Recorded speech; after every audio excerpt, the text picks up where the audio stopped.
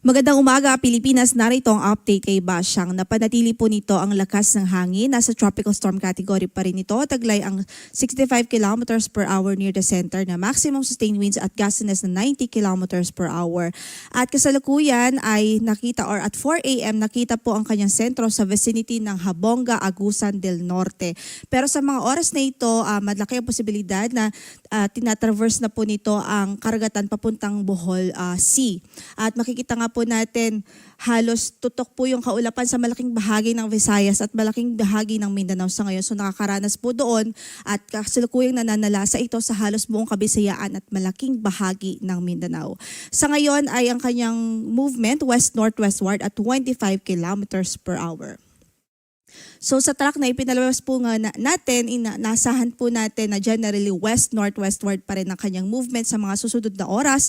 At simula ngayong umaga hanggang sa mamayang hapon, babaybayin po nito ang central at western Visayas. Pero kung makikita nga natin, yung diametro ng bagyo ay halos apektado po malaking bahagi ng Visayas at especially the northern portion ng Mindanao. So ito po yung nakikita nating projection niya after emerging dito sa Solusi, pwede po na maging tropical depression na lamang siya. So by this time hanggang mamayang hapon o mamayang gabi, mapapanatili niya ang kanyang tropical storm category. Likely na mapanatili at unti-unting hihina by the time na dumating po ito sa Solusi ay tropical depression, and then upon traversing yung Northern Palawan, posible pang lalo pa itong humina at pwede pong maging LPA pagdating sa West Philippine Sea. Gayunpaman, taglay pa rin ito ang malakas na hangin, so may pabugso ng hangin at matitindi, malakas hanggang sa matitinding pagbuhos ng ulan. Kaya sa ngayon, hindi pa rin po pwedeng maging ang kampante. We're hoping by this time nasa safe at ligtas na mga lugar po ang ating mga kababayan, lalong-lalo na sa malaking bahagi ng Visayas at Mindanao. Kaugnay dyan, signal number 2 nakataas pa rin ngayon sa southern portion ng Leyte, southern portion ng Southern Leyte, Bohol, central and southern portions ng Cebu, Siquijor, Negros Oriental, southern portion ng Negros Occidental, Tinagat Island, Surigao del Norte. At signal number 2 din sa northern portion ng Surigao del Sur, Agusan del Norte, northern portion ng Agusan del Sur, sa Camiguin, Misamis Oriental, northern portion ng Bukidnon, eastern portion ng Misamis Occidental. So ito po yung mga lugar kung saan may yellow shade. Ibig sabihin sila po yung direktang dadaanan ho ng sentro at halos eyewall nitong bagyo. So medyo sila po yung maximum impact na makakaranas ng maximum impact. Samantala, signal number 1 naman sa southern portion ng Oriental Mindoro, southern portion ng Occidental Mindoro, Romblon, northern Palawan kasama ng Calamian, Cuyo at Cagayancillo Islands, northern portion ng Masbate, southern portion ng Eastern Samar, southern portion ng Samar, Biliran, rest of Leyte, rest of Cebu, rest of Negros Occidental. Signal number 1 din sa Guimaras, Iloilo, Capiz, Aklan, Antique, rest of Surigao del Sur, rest of Agusan del Sur, northern portion of Davao Oriental, northern portion of Davao de Oro, northern portion of Davao del Norte, central portion of Bukidnon, Lanao del Norte, rest of Misamis Occidental, Lanao del Sur, eastern and central portions ng Zamboanga del Norte, northern and central portions ng Zamboanga del Sur, northeastern portion ng Zamboanga Sibugay. So kung makikita nga po natin yung kabuuan ng signal, signal number 2 dito po sa halos central portion ng Kabisayaan at ng between Visayas at Mindanao.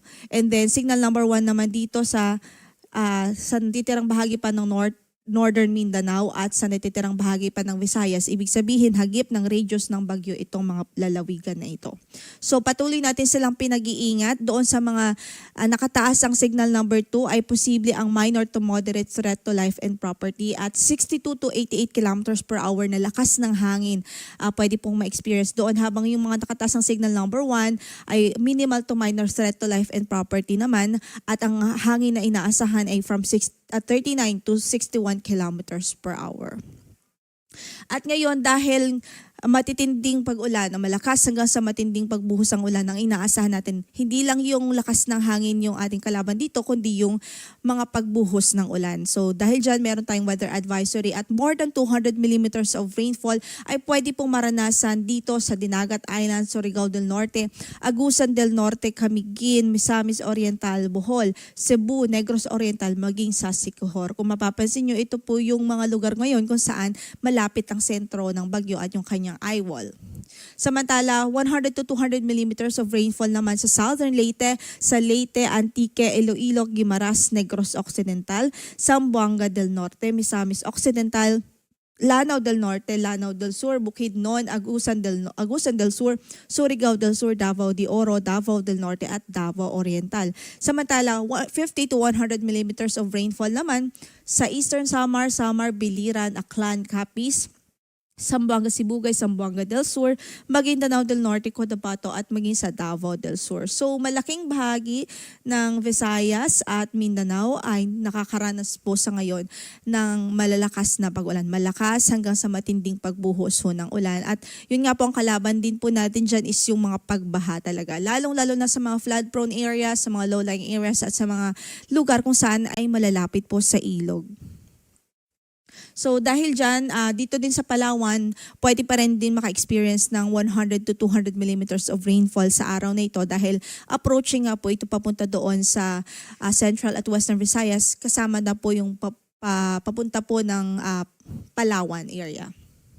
Samantala bukas naman, pwede pa rin ang 50 to 100 millimeters of rainfall sa Palawan dahil pa rin po yan sa bagyong Sibasyang. Samantala, dito naman sa Oriental Mindoro, Marinduque, Quezon at Camarines Norte, pwede rin makaranas ng malalakas na pag-ulan bukas, particular 50 to 100 millimeters of rainfall. Yan po ay dahil naman sa shear line o epekto ng shear line. By Sunday, possible pa rin ang 50 to 100 millimeters of rainfall sa Isabela, Aurora, Quezon, Camarines Norte at maging sa Oriental Mindoro dahil po yan sa epekto ng shear line. So sa ating mga kababayan doon, patuloy natin silang pinaghahanda at mag-ingat po sa mga malalakas o sa impact na dulot po nitong malalakas na pag-ulan. Samantala yung gale warning natin ngayon nakataas pa rin dito sa eastern section ng Visayas, sa Caraga region at dito sa northern portion ng Mindanao at sa mga baybaying dagat ng Bohol, baybaying dagat o southern portion ng Cebu at southern portion ng Negros Oriental. So sa mga lugar na yan, maliban sa signal, although may signal na po sila, may nakataas na tayong tropical cyclone wind signal, maliban po dyan ay may gale warning pa tayo. So ibig sabihin, hanggat maaari hindi po talaga pinapayagan na pumalaot dyan ang maliliit na sasakyang pandagat dahil maalon at delikado. Maalon hanggang sa napakaalon at delikado ang kondisyon ng karagatan doon. Ang storm surge warning po natin ngayon ay meron pa rin ho tayo dito sa may Aklan, Antique, Bohol, Capiz, Agusan del Norte, Cebu, Camiguin, Davao Oriental at sa Misamis Occidental, Misamis Oriental, Iloilo, Negros Occidental, Negros Oriental at Lanao del Norte maging sa Dinagat Islands. Pero take note po dito sa eastern section ho ng Caraga region at eastern section ng Davao region, posible po papawala na po yung ating storm surge niyan o sa mga susunod na oras dahil ang sentro ng bagyo ngayon ay andito na ho. So ibig sabihin less na po yung ating pag-aalala dito sa storm surge dito sa silang bahagi ng Caraga at Davao region. But still, meron pa rin tayong storm surge warning dito din po sa Leyte, Southern Leyte, Occidental Mindoro, Oriental Mindoro, Palawan, Romblon, Surigao del Norte, Surigao del Sur, Siquijor at Guimaras dahil approaching pa lang doon ang bagyo. So ibig sabihin sa storm surge warning na yan, 1 to 2 meters ang posible po na ma-experience sa mga coastal areas. Kaya hanggat maaari, yung mga kababayan natin na malalapit sa coastal areas ay pinapalayo po natin o pinapaalis po natin, lalong-lalo na po sa very vulnerable at exposed. So yan muna ang latest mula dito sa Pag-asa para po sa mga real-time na updates ng rainfall at flood warnings and advisories. Bisitahin po natin itong website nito, panahon.gov.ph. Pwede nyo rin pong scan itong QR code para po ma-direct po kayo doon sa website para po magkaroon tayo ng real-time updates, especially sa flood and rainfall advisories and warnings. Yan ang latest mula sa Pag-asa. Ito po si Lori de la Cruz Galicia. Ingat po mga kababayan.